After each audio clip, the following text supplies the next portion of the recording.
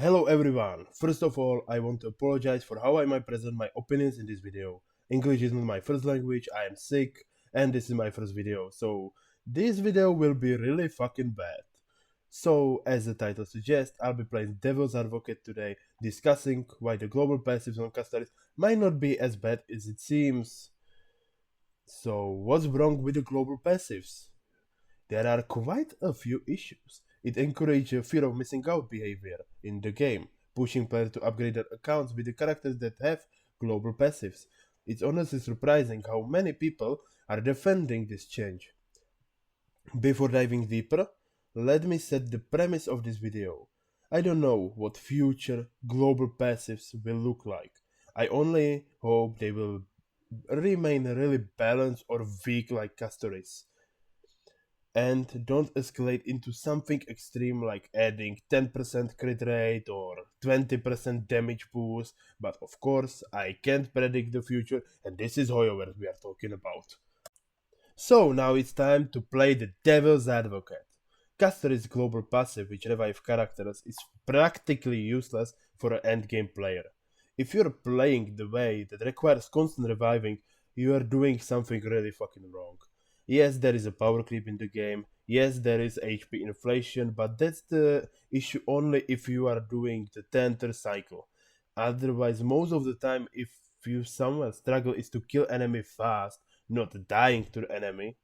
I don't think there is a single boss that can destroy your team with damage alone, so this makes her global passive feel pointless. It mainly benefits players who are struggling with overworld content or mods like Simulated Universe.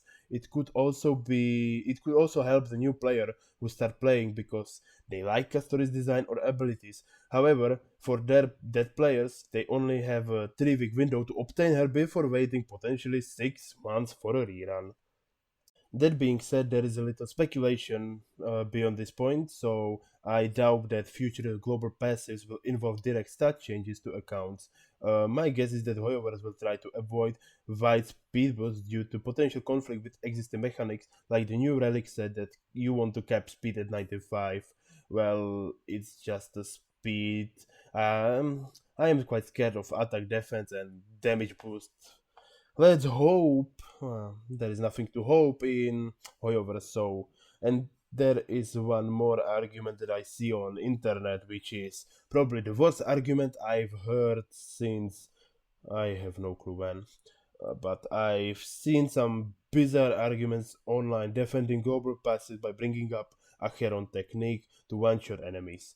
Let me be clear, this is technique. Every character has technique, and it's absurd like saying that global passives are okay because one character has technique.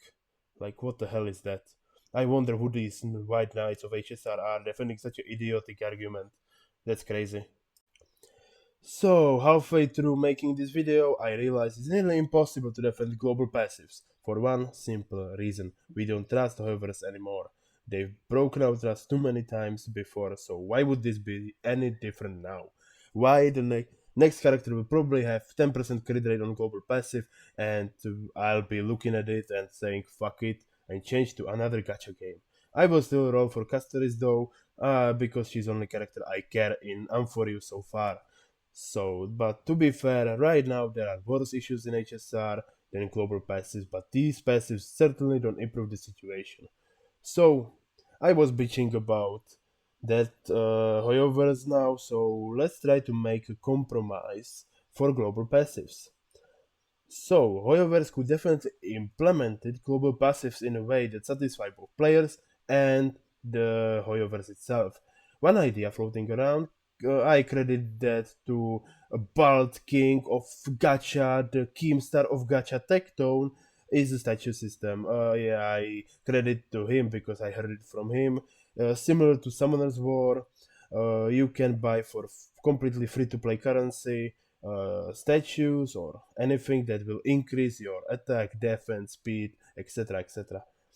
While this approach would please players, it wouldn't generate much revenue for however, so I doubt they are going to implement it.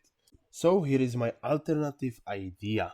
Utilize the Astral Express hub system already in place. Some characters randomly appear on the ship after completing specific storylines. For example, Bronya and Sila after Belobog.